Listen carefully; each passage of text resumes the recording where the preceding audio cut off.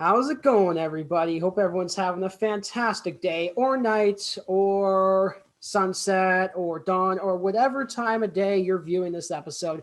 Regardless, I invite you to pull up a chair, sit back, and relax, and welcome you to Season 2, Episode 19 of the SPMA Council Podcast. We're really getting up there in terms of episodes for this season. So again, thank you to all the listeners that have supported this, whether you've listened to it, whether you've interacted with us on social media, however you've interacted with the podcast. It's gone a long way towards the show's momentum and the show's credibility. So we thank you so much for that. Before we go into the guest for episode 19, please welcome back the Pride of Keswick, Ontario, returning co-host. She's now a podcast veteran, not a big deal. Madelyn Grossi, one of SPMA Council's first year reps. What's good? Not too much. Thanks for having me, Will. Glad to be back and talk to Andi pretty soon. Yeah. Like the conversation that we had today was awesome, and as you alluded to, we had Andi Petrillo on the show. For the episode, if her name sounds familiar, she's worked on Leafs TV for both the Toronto Maple Leafs and Toronto Marlies. She's been at Hockey Night in Canada on CBC for a number of years, and currently she is the host of Leafs Lunch on TSN 1050. She's actually the first woman to host a sports talk radio show in this country. So Maddie, given that this was sort of your personal connection that you brought onto the show, what did you take away from this episode?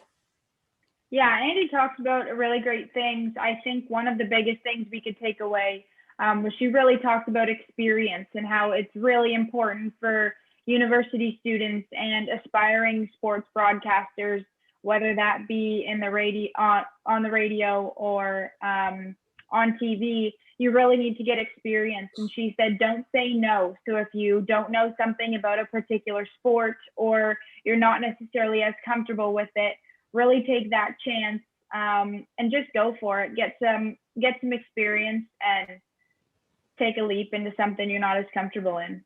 100%. And I know that it's tough now to do that kind of stuff, but just simple things such as online webinars of topics that you thought you weren't interested in but decide you'll give it a go. Networking events on topics that again you're not interested in but decide that you'll give it a go. In essence, that's experience. That's acquiring skills at the bare minimum. And although the industry is still recovering, those little things can go a long way. Andi had some awesome stories to share on the podcast, and that's what makes the show special when the guest goes up and gets these awesome stories that come with working in the industry. Mainly her experiences with Hockey Day in Canada and one experience on International Women's Day where she hosted a panel of athletes through CBC. Were any of those stories one of your personal favorites, Maddie? And if so, I invite you to shoot the breeze on that. Yeah, I won't spoil anything for the listeners, so we'll get them to go watch it. But I think the story that I thought was most impactful as a woman in sport was when she was talking about the panel from CBC and two little girls or two women who came up to talk to her afterwards and shared their experience and how seeing her in that field and as a host really gave them the opportunity and the reassurance that they could do it as well. So we encourage you to go listen and listen to that story. Yeah, and and as you listen to the show, you'll realize why that story has come full circle. I'm not gonna I'm not gonna spill the beans and be the idiot that just spoils literally everything, and have the listeners just tell me as they listen to this, will this guy ever shut up? Problems of a podcast host, I gotta tell you. As I think we should segue it to our interview with Andi, but before we head off into that, anything else, Matt, that you'd like to touch on before we send it off to our guest? Andi just had some really good points and some really great stories, and she really highlighted the importance of networking once again, as us university students are going to continue to hear. So thanks for listening, and we hope you enjoy the show. 100%, Maddie. Thanks again for co-hosting this episode. And without further ado, let's send it over to Andi Petrillo, host of Leafs Lunch on TSN 1050. Enjoy, folks. All right, for episode 19 of season 2 of the SPMA Council Podcast, we have a very, very special guest for this episode, a sports industry veteran, if you will, formerly of Leafs TV, formerly of Hockey Night in Canada, and now she's the current host of Leafs Lunch on TSN Toronto 1050, the first woman in Canada to ever do so. Please welcome to the show, Andi Petrillo. How's it going?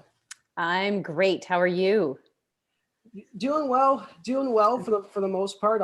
March is a busy month on the calendar with assignments, papers, exams, the whole shebang.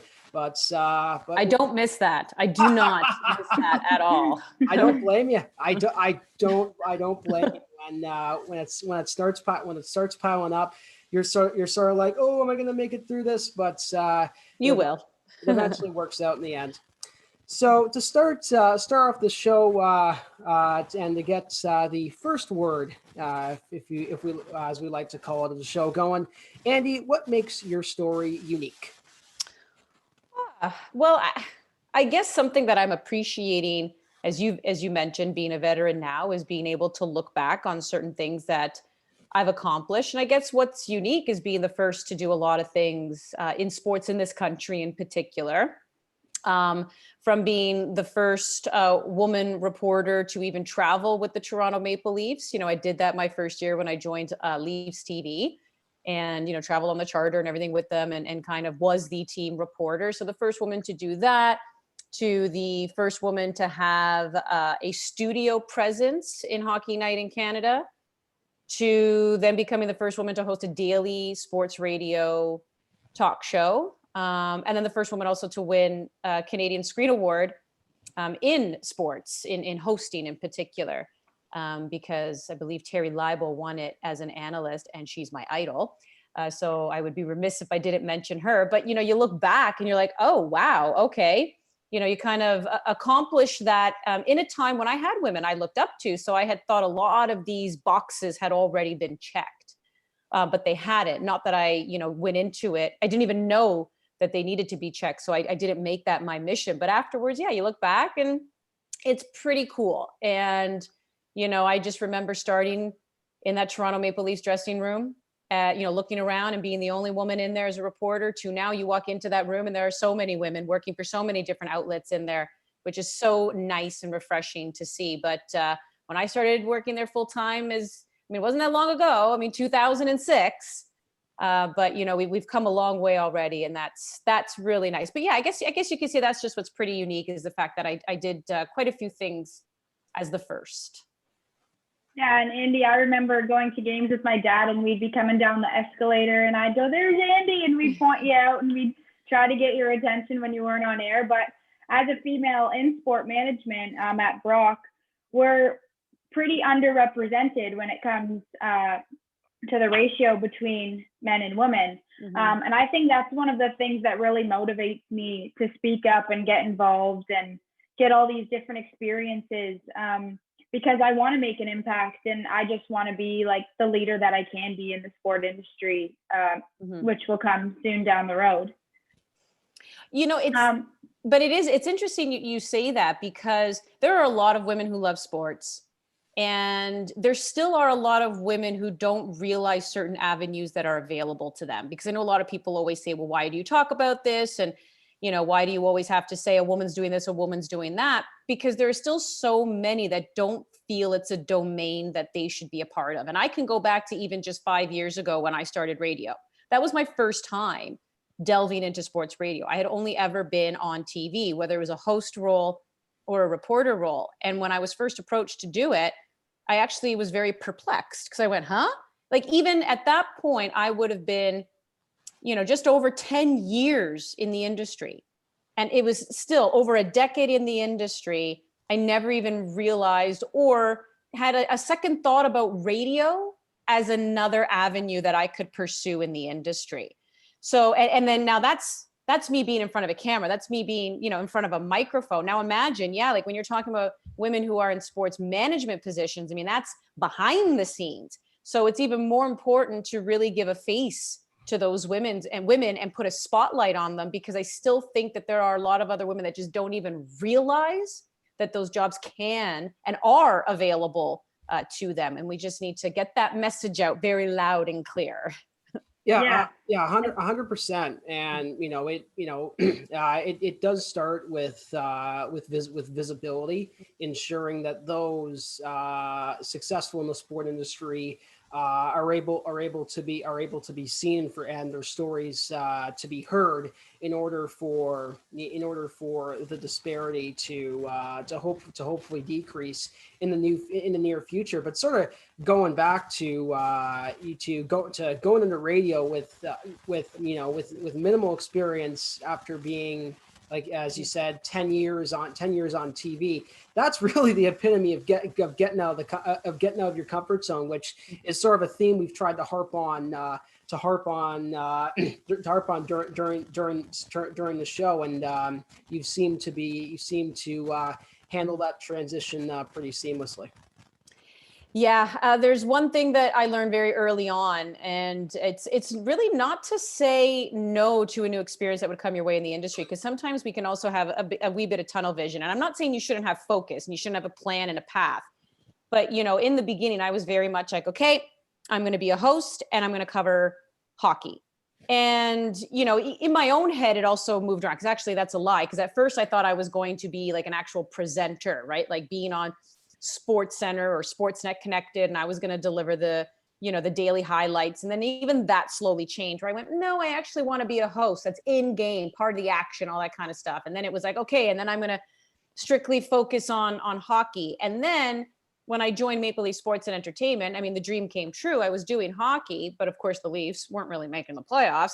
And then it was like, okay, well, even though it's still hockey, but you want to cover the Marlies. And I went, oh, Marlies, I want to cover the Leafs. And I went, no, I'll do the Marlies. They went on a playoff run. Spectacular. MLSE owns the Toronto Raptors. Do you want to do some basketball? Sure, I'll do some basketball. I played. Hi, this is my jacket, grade 9. We were the champions. I was point guard. So I'm like, sure, I'll do some Toronto Raptors. Then they acquired Toronto FC. Do you want to do soccer? Right up my alley. Sure, I'll do Toronto FC. And I'm convinced that not saying no and diversifying even, my skills to just know what mattered to certain sports, because the core is always the core. Tell the story of the athletes, right? That transcends every sport you cover, no matter what. But I think that those early days of saying, yes, I accept this new challenge, I think also set me up quite nicely for when the opportunity came around for me to host the Olympics.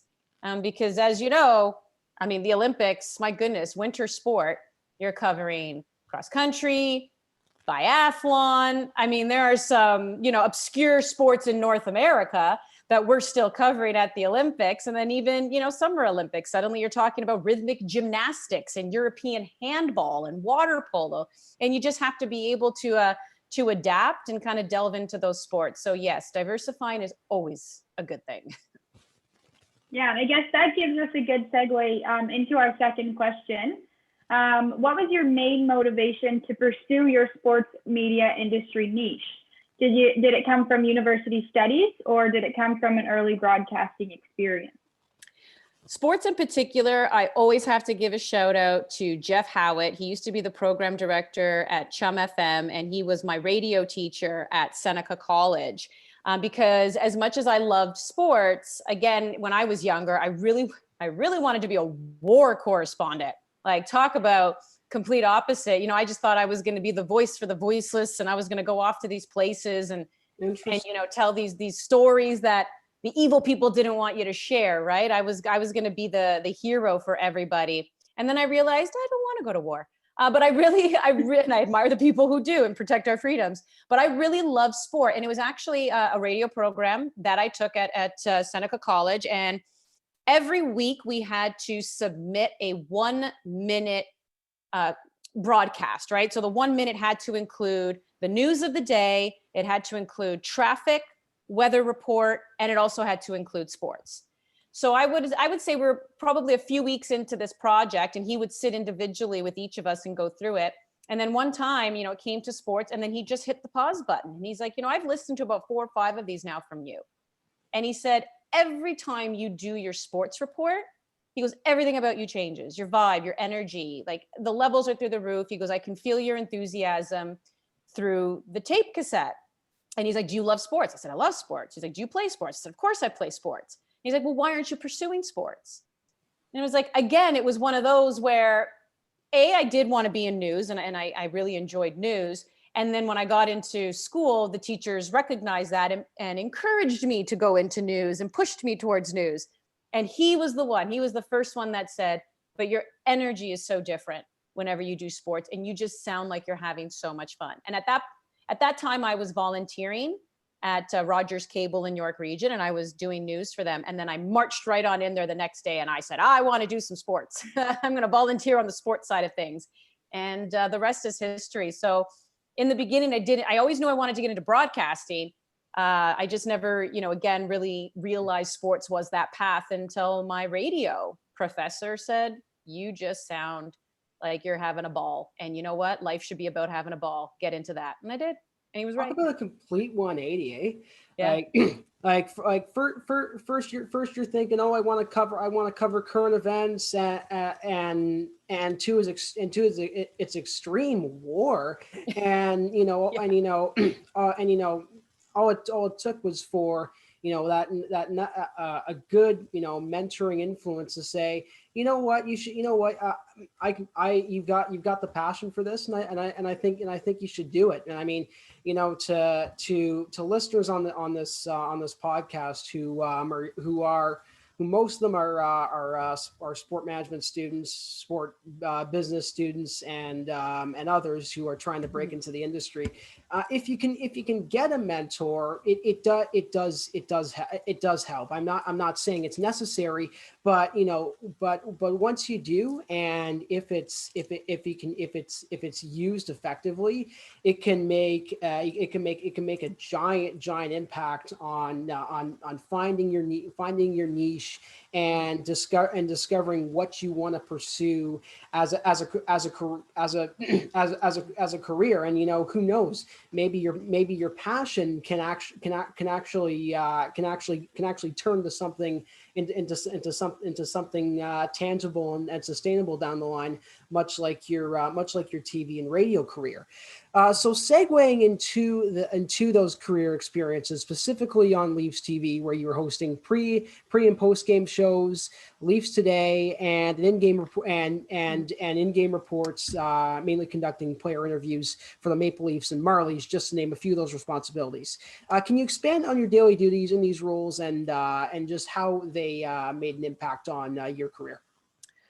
Oh, wow. I mean, there was so much that I learned. And even going back a little bit to how you can change when you're in the industry, a lot of that, and this is why I'm very sad to see a lot of these cable stations, the smaller stations, shutting down, because you can really cut your teeth. And when my radio professor had, encouraged me to go to sports at that time, being at Rogers Cable, I was working in news. And I had then at that point firsthand realized how much maybe this isn't for me. Between covering elections, but then even one week I covered a murder, I covered a suicide, and I just went, right? So that also goes back to the experience and kind of getting your hands on things, right?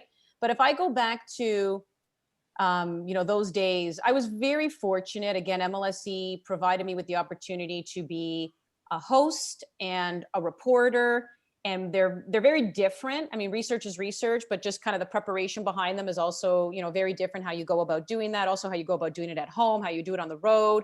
And they're long days, like, again, and this is, I know it's a little cliche, but people always say when you get into sports, it really does consume your life. And it really does. And some days it can really consume your day, and you really have to fight for a good work-life balance. And to everyone, it's personal, right? Like sometimes working 80% of the time and then having the other 20% for leisure. Some people find that to be a very healthy work-life balance. It's all personal, right? But yeah, when I was to just even take you through a regular day when I was, at this point, I had been hosting a lot for Leafs TV. You go to morning skate and you watch them skate, you go into the room, you get you do some interviews, you get the notes that you need. Then you go, you listen to the coach speak, then you stick around, you watch the visiting team skate, then you go into their room, interview them, wait, then you interview their coach. So all in all, you're probably at the rink at that point from 10 a.m. to about 12:31. I was fortunate enough where I live close to the rink. Some people literally hang out all day, but I got to go home. And then once I went home, shoveled whatever food into my mouth that I could, did all my notes, like researching, because now I had to host the pregame show. So you look at your script, you talk to your producer on the phone, you make sure you kind of go over whatever details that you need to go over. Took the quick shower, did the hair and makeup, went back to the rink, was there for 4:30. You go in, you have your pregame meal. Was really excited a lot of times when, they would serve some really good food. Sometimes other food made my belly hurt, but that's a story for another day. You just have to trust that you're eating okay. Then from there, I would go up to the desk where you would see me, Madelyn, and we'd go on the air depending on, we were typically on the air an hour before puck drop. So if it was 7 p.m., then we were on the air at 6. If it was 7:30, we were on the air at 6:30. Do a 1-hour pregame show, go up to the gondola, watch the game. Sometimes we would have to do an intermission hit. A lot of times we didn't. And then we would get ready, compile the notes. I'd sit with my analyst. We'd figure out what we're going to talk about in the postgame, make our way down, and then do a half-hour postgame show. So, your day goes anywhere from, 10 a.m. to 10:30, 11 p.m. And that's game day. Non-game days, whenever the Leafs hit the ice, this was just the rule of thumb. Whenever the Leafs hit the ice, you were going to work, which is why I was really angry a lot of times when they would have practice on Sundays. Those did not make me happy. But yeah, then practice days, you go and you watch them practice for an hour, and then you go into the room and conduct more interviews that they would go to the website and stuff. So, I mean, that was just pretty much, again, from the start of the season, preseason to, whenever they got knocked out, which, they never really made the playoffs a lot. But then from there, I would transition into Toronto FC. And Toronto FC, I actually traveled a lot with the team as well, and was very, obviously they don't have any kind of pre or morning skate or anything like that, but soccer being different. But again, like, you're fully consumed, especially on game days, because you're making sure you're talking to the coach, you're trying to get some player interviews beforehand, you're, getting all your notes together. And then you're either dealing with time change if you had to travel somewhere that's 2-3 hour time change. And a lot of times, when I was working with TFC and we'd fly on out, like West Coast, LA, San Jose, we'd fly out the Friday night. So the next day is game day. So in my head, it's 10 o'clock at night, but there it's 7, in the evening, and it's go time. And I'm just like one eye open, right? Because we had no time to adjust to the time change, but that's part of it. And then the next day you're right back on a flight going home, and you're like, what just happened in my life? Like, how did that weekend just fly by like that? But at the same time, pretty exhilarating, a ton of fun. I would never trade it in. Yeah, exactly. That's what we've been taught a lot. I mean, I'm only in my first year, but being in the sport industry, you really have to want to do it. And from your experience and what you've just said there, it does take up a lot of your time. And if you're not really fully pursued into what you're doing, then you might not enjoy it as much as someone who wants to be there and wants to do that type of stuff, for sure. Mm-hmm. So after MLSE, you went on to work with a long-lasting stint in hockey's holy grail of broadcasts, Hockey Night in Canada. Other than typical pre-game and ice level reports, what were some of the unique things that came with working with the Saturday night broadcast? Well, I mean, it is pretty incredible that when you work for Hockey Night in Canada, that logo, that shield, what it carries with it. And you find you become an ambassador for the sport in the country in many ways. And that probably was the best part as well. Working in Hockey Night was the fact that we would do the Hockey Day in Canada, and we would go to different parts of the country and, put on this, great show. And they would obviously have an NHL game going, and just to see the excitement on people's faces as well. When, because as much as Hockey Night in Canada is a country thing, we all know it's pretty much centralized in Toronto, right? So when you get out, it's so exciting, especially when you're going to, like, we went to Lloydminster one time in Alberta, and it was just so great to be, part of that community. And you're there for a few days, and you're visiting all the different places. You're visiting schools, right? You're visiting just all these different communities and organizations. And that to me was probably the best part as well of working with Hockey Night in Canada, is really meeting hockey fans from coast to coast to coast, which is why I can 100% understand why it was so important for Ron MacLean, obviously holding on to his Saturday seat and doing what he does there. But, it was very important for him to still be part of the Sunday hockey town, right? Like he really wanted to be a part of that, because it's great to get out into the field and meet people where 100%. You're just bonding over a sport that we all love. So that's really special about Hockey Night Canada. You're right. Again, very long day on Saturdays, with the days, leading up to it, watching hockey games and making sure all the main storylines and everything going into that Saturday. But when those events came around and you got to meet people across the country, nothing beats it. Yeah, and you make an interesting point when you say that the people who work there are ambassadors for the sport. It really puts into perspective of what impact Hockey Night in Canada is across this country. It's easy to look at the GTA and say Hockey Night in Canada is big, but when you go into these towns of less than 5,000 people, there's not a lot to do there, except usually there's a local junior hockey club in a 500 to 750 seat arena, and as the old saying goes, that's the talk of the town. So it's when you have that connection of loving the game, and from a Hockey Day perspective, wanting to not only grow the game but give visibility to those communities where the sport means so much to them. The impact of being on Hockey Night in Canada transcends more than just the title itself. Yeah, no, very well said. It's so true. So great times there, great people there. Friends still, and obviously we cross paths as I still do my Road to the Olympic Games show every Saturday and Sunday from the atrium there at CBC. So yeah. We're still all one big family. Nice. So sort of segueing into your current role now. It's quite the position as Leafs Lunch has quickly.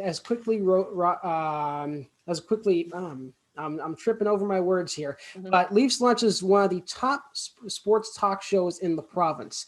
As someone who came from a TV exclusive background, can you highlight just the key differences to doing a successful radio show as opposed to television? Well, you're assuming I figured out the successful formula, but I mean,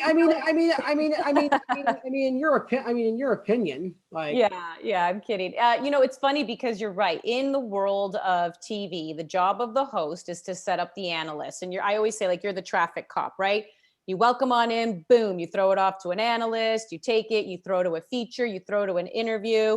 Like, you're basically just making sure everything flows, and oftentimes you're speaking 20 seconds, 30 seconds, right? Like you have to be succinct with your thoughts. You have to choose the right words, but you're moving along, moving.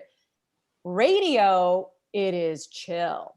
Slow it down. You're having a conversation. And something that's also different between the two is TV, the host, rarely, if at all, do you offer up your opinion. That's what the analysts are there for. So, when I ask one of my analysts, what do you make of the goaltending with the Toronto Maple Leafs, like why it's struggling? It's their job to break. I don't then come up and say, well, I have an opinion about it too. You don't do that on TV as the host, but radio, you have to do that. So that was pretty scary for me, because when you start to offer up your opinion, you are opening yourself up to criticism. Mm. I'm all for constructive criticism, but we also know in this day and age, especially of social media, there are people out there who are just downright jerks and don't know how to constructively criticize or debate. So when you start to offer your opinion, you really do become vulnerable. That was a little bit of a fear. I had to learn that, but I quickly got over that. But I'll remember the first time I hosted, I had Jeff O'Neill and Jamie McLennan with me, and I treated it like a TV show. I welcomed everybody into Leafs lunch. I said, I'm Andi, that's O-Dog, that's Noodles. This is the story of the day. Noodles, what are your thoughts on this? So my throw was about 10 seconds. And I remember both of them looking at me going, slow down, right? And talk. Because again, I was just never used to it. And so that took a little bit for me to just realize that, okay, I'm supposed to talk for a long time and I'm supposed to offer my opinion, which is completely different from TV. So you kind of have to switch, right? Because I'll do the radio by weekday, right? Monday to Friday. And then, Saturday, Sunday, I do my TV show with CBC Sports. And that's like, boom, boom, boom, so quick, right? And then I got to put myself back into conversation mode during the week with radio. So that was kind of funny that I had to learn. It's interesting that you bring pace up. In terms of conversation, you look at TV, and due to its visual nature, people want things quick because their attention span is short. But when you're dealing with radio, and most of the time it's your listener demographic is it, and I may be coming at this from a Toronto perspective, but it's usually commuters going down the 401, the 403. So they have room to listen because either they've got a place to go to, or there's traffic from Jarvis to Kipling. So being, it's just interesting how, you really have to be cognizant about your pace, and, sharing your opinion. That's always a nice thing to do. Sure, it does come with a bit of criticism, but that's the nature of the beast, as the old saying goes. Yeah. It's true. And listen, you've been around long enough that was always that was the message from my boss, was you've been around long enough. You deserve to, share your voice and share your opinion, and don't think for 1 second you don't have the credibility to do that. So that was very helpful of him, Jeff McDonald, who continues to be my boss over at TSN 1050. Yeah, that's awesome too. And also would like to mention, during a hockey game, when you're the host, and during intermission, people don't have that much time to sit around and watch, because intermission is when they're going to get up and go get a drink or go get some food or move around because they've just been watching the game. So if there's a part that they want to watch, you have to get that done in a timely manner so they still have enough time to come back and be ready for the next period. Oh yeah. I mean, and you figure it out, right? Like every show is different depending on your role again, right? Is it host TV, host radio? Is it reporter, sideline? Like everything is different. And it's hard to say, like I can always say to you, this is what you need to do for this, or this is how you can prepare for that. Sure, we can all do it. But to me, the best teacher is experience. And it's just get in there, try your hand at it. Again, for me, it was experience. I covered news. I did the hardcore news. That's when I realized, oh, wait a second, in my head, it was completely different. Now that I'm doing it, I realize I don't really care for it. So again, it's like just kind of getting your feet wet and just doing something. And that's when you realize, okay, this is what it takes to do this particular job. The notes I need as a host may not be the notes you need as a reporter, and vice versa, right? So you start to learn that the more you do it. Yeah, and jumping into our next question, you've talked a lot about this, but it is clear that you have had and will continue to have an unforgettable career in sports broadcasting. can you touch on a meaningful experience that you have had outside of the sports media industry, whether this was through volunteering or at college or university?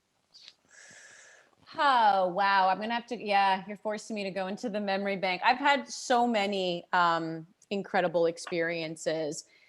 So in particular, like just maybe school or anything like that is kind of like in reference as well to the industry, or you just, And anything that you would say was like really touched on your career or your experience, but not necessarily that has been through radio or broadcasting.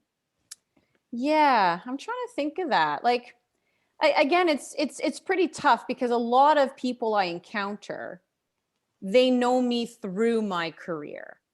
So, it's hard to separate that. And some of those, experiences that I've had encountering people have been, phenomenal because of that. And again, like hearing from people, my daughter or my niece, wants to get into this because of, seeing you, that will never, ever get old. And I think for me, it came full circle one time where it was a couple years ago, actually, where I was at the CBC building and we did this, beautiful, it was International Women's Day. And we had this wonderful panel of exceptional women who are either athletes or coaches or in management in sport. And these two girls, they stuck around and they came up and spoke to me afterwards. And I've always shared the story that, how I knew I wanted to be an Olympic host was I saw Terry Leibel. And I just remember thinking, ooh, like a woman is talking the Olympics. And I actually had the chance to meet her for the first time. Oh, I'm losing my time with years now because of COVID. It was just before COVID, actually. I want to say it would have been like January, February of what was that, 2020, or maybe it was December 2019. Either it was right before COVID. Everyone's lost count of time. By now. Yeah, but I remember meeting her shortly before COVID. But I guess the point I'm trying to make is that's how long it went before I actually met my idol, like Terry Leibel. Anyway, so I share that story a lot of that. Watching her on the Olympics, that's how I knew I could do it. So these two girls, they wait around.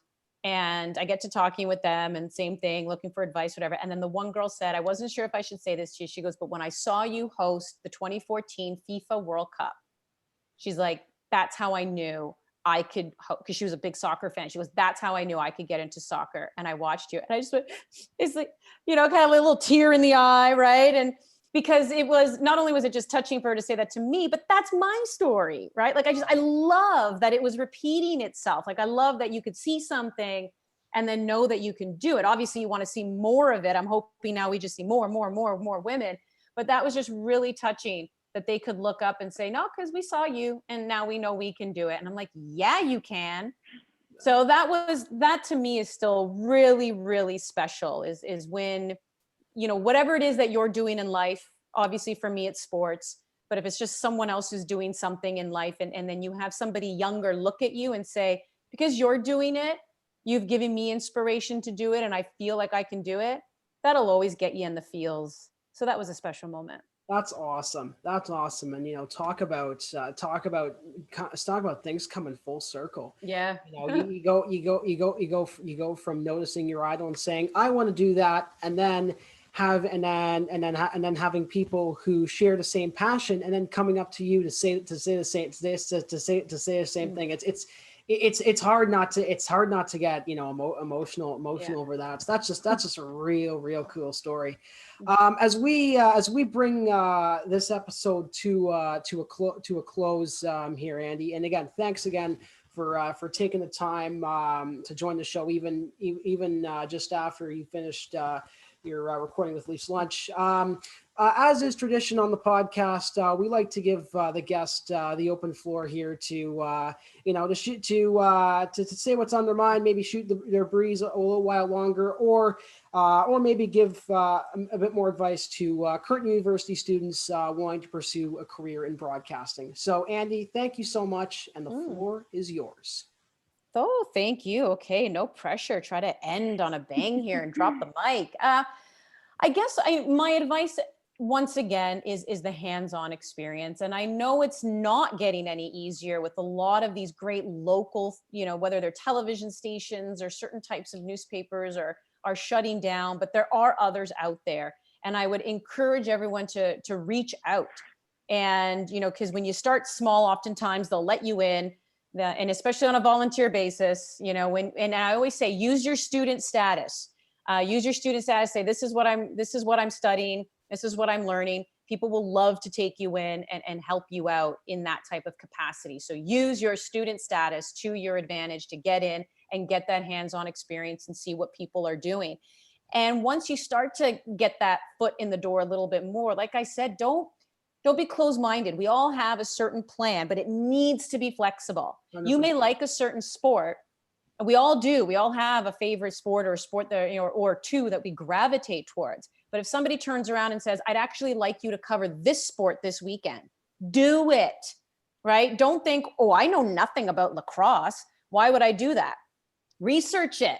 That's the perfect opportunity to sit down and learn something new and figure it out and go and cover it and challenge yourself. So don't be afraid to say yes. That would be the other piece of advice that I would give people for sure. And this may be, again, something you've heard, but networking is so key. Working well with other people is so key. And because you just never know who you're going to encounter again.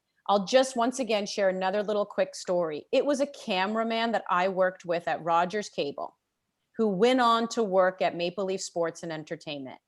And I bumped into him while I was still at Rogers Cable at a golf tournament, half joking, half not. And I said, hey, if ever there's an opening at Leafs TV, let me know. He called me a couple weeks later and said, they're doing auditions, get your demo tape in. It was thanks to that relationship that I had with that camera guy and him reaching out and saying, do this. And the rest is really history. So you just never know who's going to help you in this industry as well. And I learned how to work a camera. I know about white balance and iris. I learned how to edit. I know linear and nonlinear. And I find when you allow yourself to learn the different aspects of the industry, you're a lot more understanding and sensitive to someone else's job. I know what it takes for a camera person now to get something done, to get that shot. I know what an editor needs because I've had to edit. And it really upsets me when your on-air person doesn't give you 10 seconds off the top and 10 seconds at the end. You need that because it helps with editing. So I would also encourage to try your hand at the different equipment and everything, because it just will make you an all-around better broadcaster. Andi, you said you're going to do a drop the mic ending. I can confidently say that wasn't just a drop the mic ending. That was a Jose Bautista lip-worthy. Thanks again for joining the show. We really, really appreciate it. Thank you for having me.